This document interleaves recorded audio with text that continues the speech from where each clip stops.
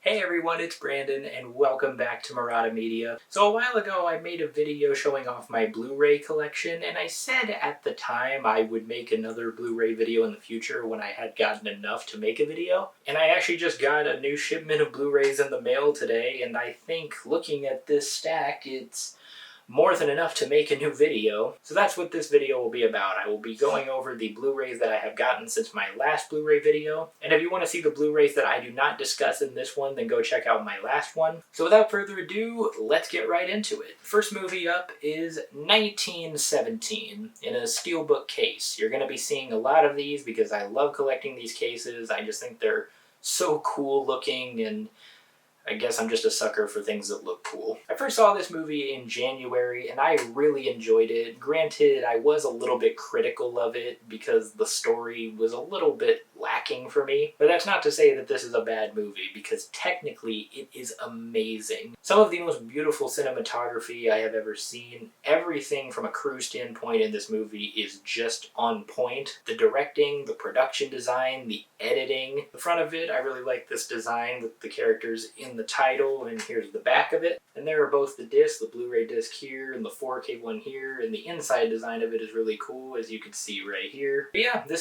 this is a great movie, and if you love war movies, then you should definitely check this one out too. The Austin Powers trilogy. I think my mom gave this to me. I think she found it. I think just one day she found it and she was like, "Hey, do you want this?" And I'm like, "Hell yeah, I want it." I love the Austin Powers movies. I think I've watched all of them maybe 100 times each when I was a kid. I haven't seen any of them in a while, but these are movies that I definitely am not shy about revisiting. They do get progressively dumber as they went along, but that's not to say that these are bad movies, because I can probably watch these over and over again and never get tired of them. Burdemic, Shock and Terror. Now, I will be honest, I have never seen this movie, but I am absolutely looking forward to it. I've basically seen the entire movie, but not all the way through on my own, because I've watched a lot of reviews of it, particularly YMS and I Hate Everything. They both did phenomenal videos on this movie. But this is definitely a movie that I do not want to watch by myself. Much like The Room, I feel like this is a movie that you need to watch with a group of friends, so I'll get around to this one eventually. Blade Runner, The Final Cut. This was actually given to me by a guy I work with. He emailed me one day with pictures of these Blu-rays, and he said he didn't want them anymore because he said he didn't like the condition that they were in. But all the Blu-rays that I got from him were pretty much in mint condition. Like, this one looks really good, so I guess it's just he didn't like how they looked, I guess. I don't know. But this is one of the movies that I got from him, and I watched this for the first time recently, and I loved it. There are so many themes throughout this whole movie, and the world building I thought was just so interesting. But this is the final cut, which I have heard is the best cut of this movie. Out of, I think there's 6 of them total, and this is the only one I've seen, so I can't really speak on what's different about the other ones, but supposedly this is the best one, and I'm glad that this is the one that I ended up getting. Blade Runner 2049. This is how a sequel needs to be done. This movie not only improves on the original, it improves on it in just about every way, and I think this movie is 10 times better. And that's not saying the original is bad. It is a very good movie, but this one is just so amazing. Some of the most beautiful cinematography that I have ever seen. It's no wonder that Roger Deakins finally won his first Oscar for this movie. I'm glad that he did, because the cinematography in this movie is just absolutely stunning to look at. There are so many frames of this that could be a painting in someone's living room, and I don't think you would ever be able to tell that it was from a movie if you weren't familiar with this franchise. But if you consider yourself a sci-fi fan, please do yourself a favor and watch Blade Runner 2049, but do watch the first one as well, because if you don't, you're gonna be a little bit lost, but believe me, it's worth it because this movie is incredible. Coming to America. One of my favorite comedies of all time. I think that this movie is absolutely hilarious. My dad introduced me to this movie, and I thought it was one of the funniest things that I have ever seen, and whenever I've seen this movie on TV, I just sit and watch it. Insanely quotable and enjoyable, and one of the earlier movies that Samuel L. Jackson ever made an appearance in. He was the guy who robbed the McDowells. So hopefully I taught you something today, in case you never noticed that, or just forgot about it. Fargo, from the Coen brothers. Probably my favorite movie by them. But this is such an amazing crime thriller, and it doesn't take itself too seriously because there are a lot of tongue-in-cheek moments, and the movie is actually surprisingly very funny as well. But this is easily my favorite Coen brothers movie, and I revisited this recently, and it's just as good as I remember. Galaxy Quest.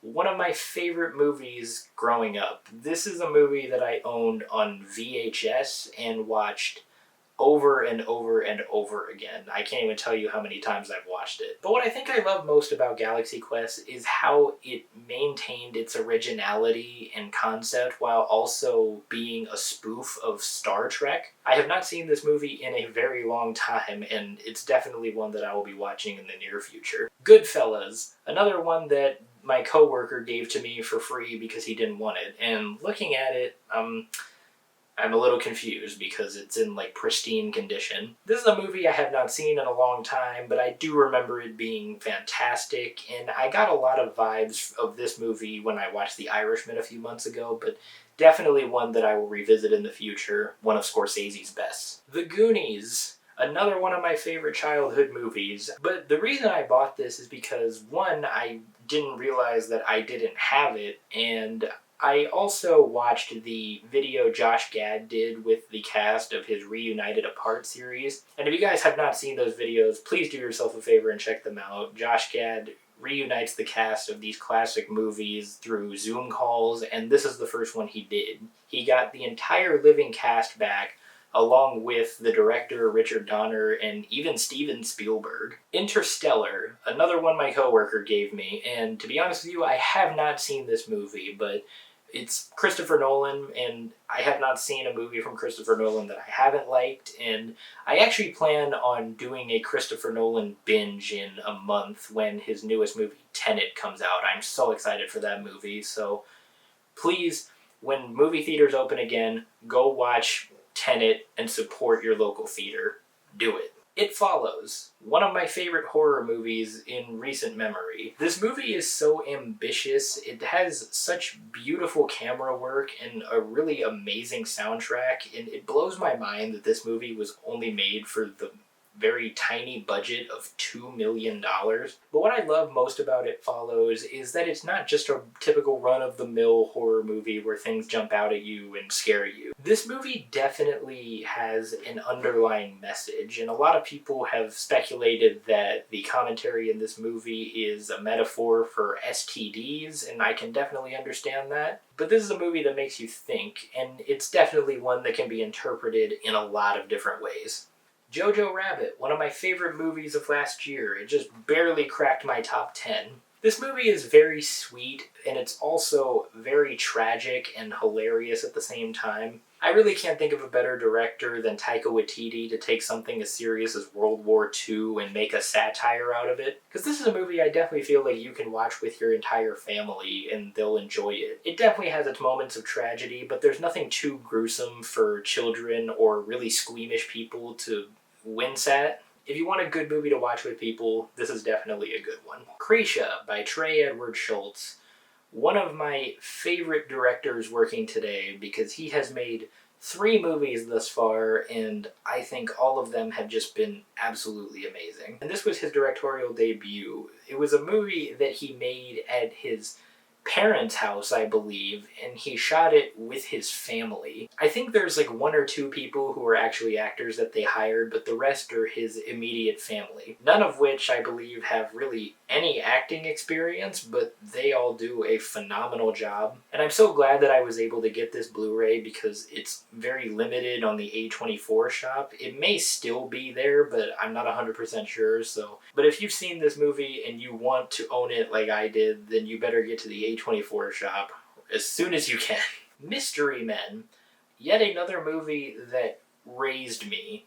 This is one of my favorite movies of all time. And this was a superhero movie that came out at a time where superhero movies were almost unheard of. It's not Marvel or DC, and for that reason, not many people went to go see this movie, which I think is just a damn travesty. All the characters are so memorable. I've seen this movie so many times, and actually, my dad burned CDs of scenes from this movie and would play them in the car while we were driving just because we both enjoyed the movie that much. But I just got this in the mail today and I have not seen it in forever and I cannot wait to watch it again. And I highly recommend that you do too, because as I said, not many people have seen this movie or even know what it is, and that really saddens me. The Princess Bride on the Criterion Collection. This is one of 2 Criterion Blu-rays that I bought recently. I'll get to the other one in a bit, but I didn't know that this one was on the collection, and I had no previous Criterion Blu-rays yet, so I'm so happy that this was my first one. One of the greatest movies ever made, bar none. This is another one I've seen over and over and over again and can probably quote the entire thing. And for those of you who watch my videos regularly, you may have noticed I have a shirt of a name tag that says, "Hello, my name is Inigo Montoya, you killed my father, prepare to die." And for the uncultured people who have never heard that line before, that is from this movie. And from what I've seen, this is also one of the coolest cases for a Criterion release out there, because when you open it, you've got these illustrations, oh hold on a second, like these, that basically just sum up the story, and I thought that was such a cool feature.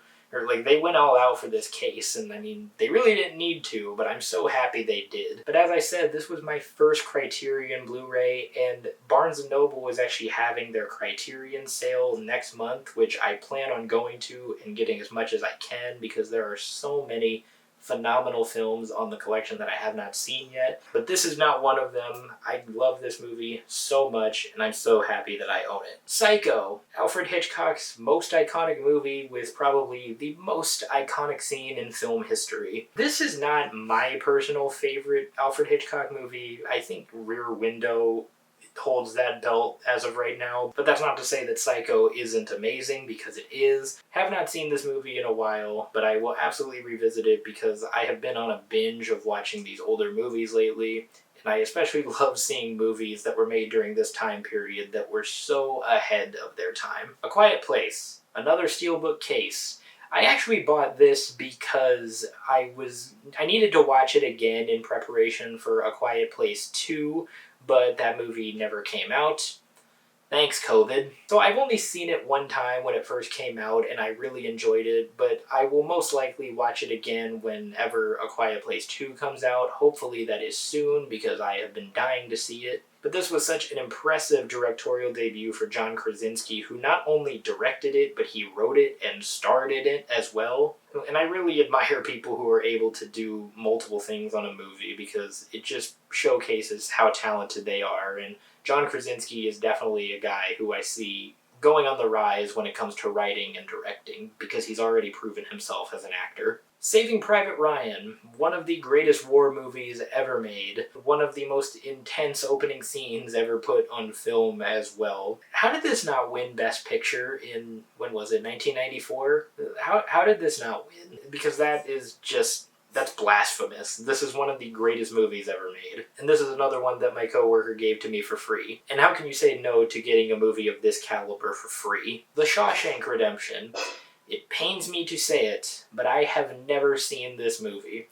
And this is one of my uncle's all-time favorites, so I know a lot about it, and I've seen bits and pieces of it, but I've never seen the entire thing from start to finish. And definitely one that I need to watch as soon as possible, because I hate telling people I haven't seen that movie and then they give me a dirty look. Space Jam, a movie that I grew up with. In hindsight, it's really not that great, and it's very cheesy, but it holds a very special place in my heart. And also, after watching the ESPN documentary The Last Dance recently, it got me in a very basketball mood, and there's an episode where they talk about the making of this movie, and I thought to myself, like, I don't have that movie yet, and sure enough, I found it on Amazon in a steelbook case. how could I have said no? And the sequel for it is coming out next year, so let's see if LeBron can match the same level of nostalgia that this one holds in so many of our hearts. The Squid and the Whale, the other Criterion Blu-ray that I mentioned earlier that I got along with The Princess Bride. I watched this movie recently on Netflix because I was kind of on a binge of Noah Baumbach movies, and his other two movies that I watched I thought were pretty good, but they just weren't for me.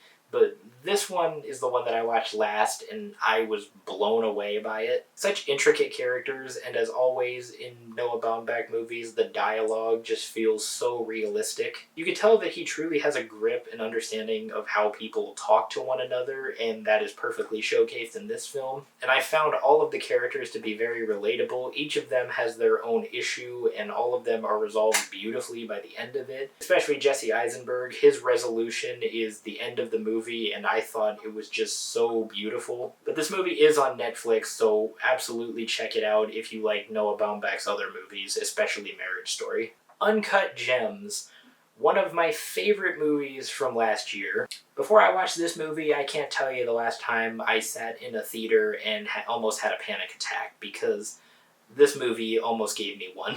The stakes just keep getting higher and higher as this movie moves along, and it never lets up.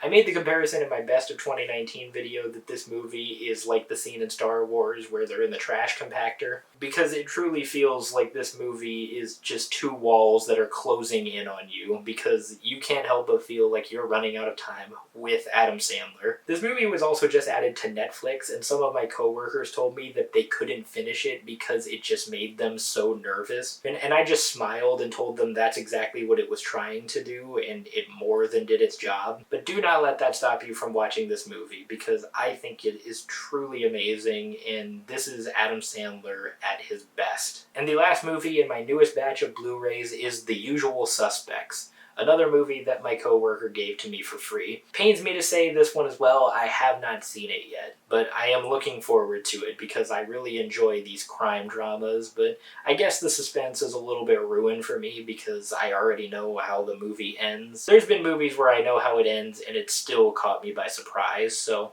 hopefully I get the same with this one. Well, that's it, everybody. Those were my newest Blu-ray purchases, and tell me, have you guys seen any of these movies? And let me know what you thought of the ones that I mentioned that I haven't seen yet. And just like my last Blu-ray video, my collection is only going to grow from here. So whenever I get enough Blu-rays to make a new video, I will absolutely do that. And as I mentioned earlier, the Criterion sale at Barnes & Noble is happening in July, and I am so excited for that, so I'll probably make a video on what I got at the sale. If you guys like this video, be sure to hit that thumbs up, and don't forget to subscribe. If you guys want to see my last Blu-ray video and some other reviews that I've done, I will link those right over here. Other than that, I hope you all have a tremendous rest of your day, and I will see you all next time.